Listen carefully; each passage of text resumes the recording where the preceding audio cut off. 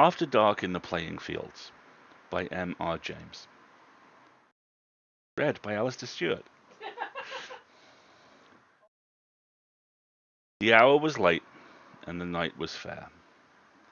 I had halted not far from Sheep's Bridge, and I was thinking about the stillness, only broken by the sound of the weir, when a tremendous, loud, tremulous hoot just above me made me jump.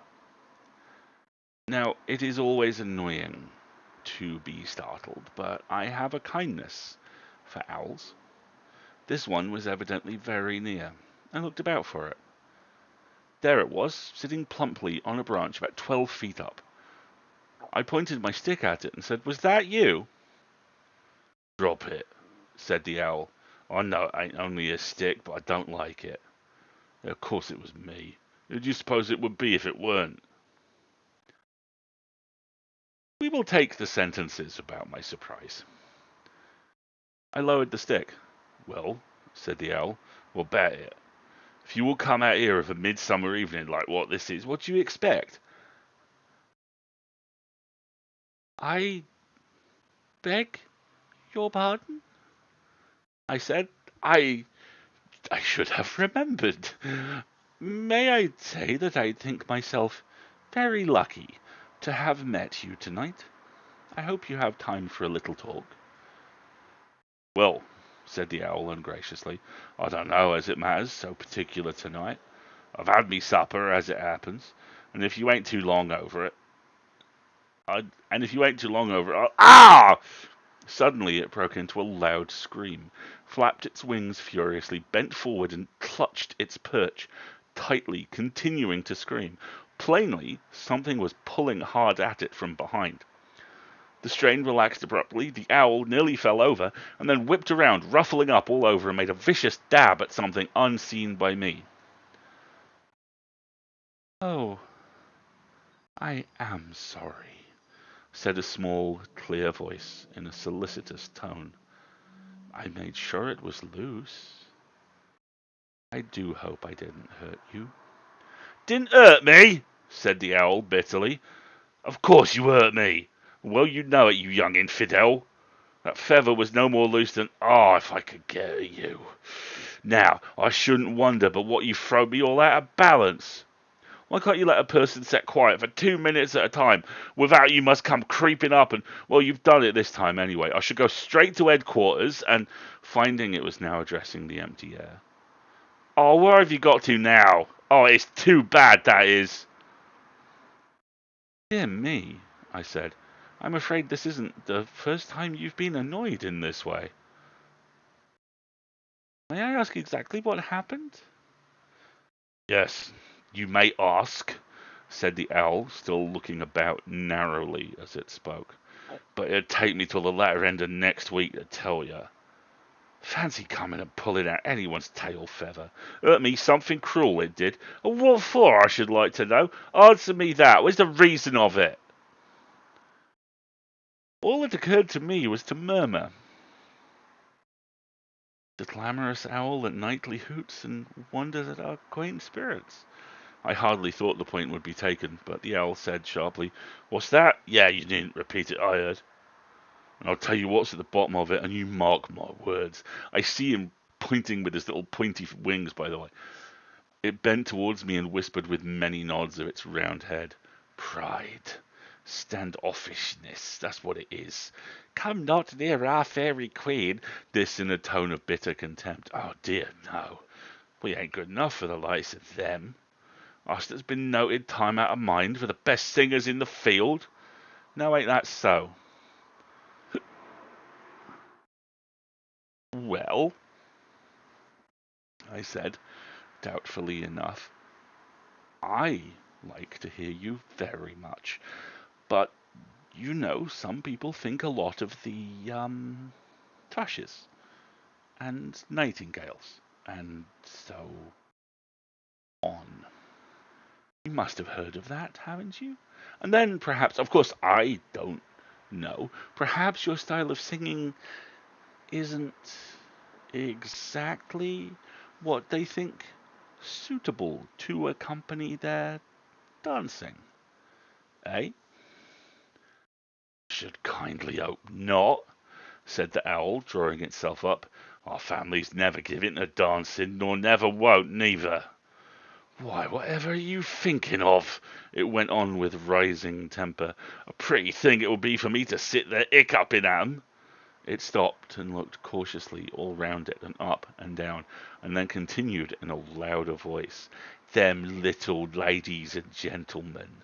If it ain't suitable for them, I'm very sure it ain't suitable for me. And, temper rising again, if they expect me to never say a word just because they're dancing and carrying on with their foolishness, they're very much mistook. And so I tell 'em. From what had passed before, I was afraid this was an impudent line to take, and I was right. Hardly had the owl given its last emphatic nod when four small, slim forms dropped from a bough above, and in a twinkling some sort of grass rope was thrown around the body of the very unhappy bird, and it was borne off through the air, loudly protesting in the direction of Fellow's Pond. Splashes and gurgles, and shrieks of unfeeling laughter were heard as I hurried up.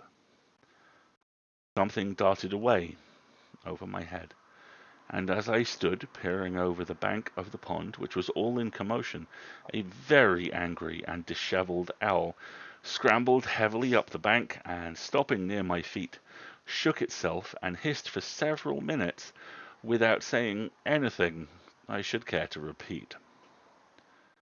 Glaring at me, it eventually said, and the grim, suppressed rage in its voice was such that I hastily drew back a step or two. Hear that? Said they was very sorry, but they'd mistook me for a duck. Oh, if it ain't enough to make anyone go reg'lar distracted in their mind and tear everything to flinders for miles around. So carried away was it by passion that it began the process at once by rooting up a large beakful of grass, which, alas, got into its throat, and the choking that resulted made me really afraid that it would break a vessel. But the paroxysm was mastered, and the owl sat up, winking and breathless, but intact. I have this horrible image of this owl, which is some combination of Nick Frost and Boris Johnson. It does have very strong Nick Frost energy. Like, this is bullshit. Right? What are you doing? Some expression of sympathy seemed to be required, yet I was chary of offering it, for in its present state of mind I felt that the bird might interpret the best meant phrase as a fresh insult. So we stood, looking at each other without speech for a very awkward minute, and then came a diversion. First the thin voice of the pavilion clock, then the deeper sound from the castle quadrangle, then Lupton's tower, drowning the curfew tower by its nearness. What's that? Said the owl suddenly and hoarsely. Midnight, I should think, said I, and had recourse to my watch. Midnight? Cried the owl, evidently much startled, and me too wet to fly a yard. Here, you, pick me up and put me in the tree. Don't, I'll climb up your leg, and you won't ask me to do that twice. Quick now. I obeyed. Which tree do you want? My tree, to be sure. Over there. It nodded towards the wall. Oh, all right. Badcalc's tree, do you mean? I said, beginning to run in that direction. How should I know what silly names you call it? The one what has like a door in it. Go faster. They'll be coming in another minute. Who? What's the matter? I asked as I ran, clutching the wet creature and much afraid of stumbling and coming over with it in the long grass. Oh, you'll see soon enough, said this selfish bird. You just let me get on the tree. I shall be all right. And I suppose it was, for it scrabbled very quickly up the trunk with its wings spread and disappeared in the hollow without a word of thanks. I looked round, not very comfortably. The curfew tower was still playing St. David's tune and the little chime that follows, for the third and last time, but the other bells had finished what they had to say, and now there was silence, and again the restless, changing weir was the only thing that broke. No, that emphasized it. Why had the owl been so anxious to get into hiding? That, of course, was what now exercised me.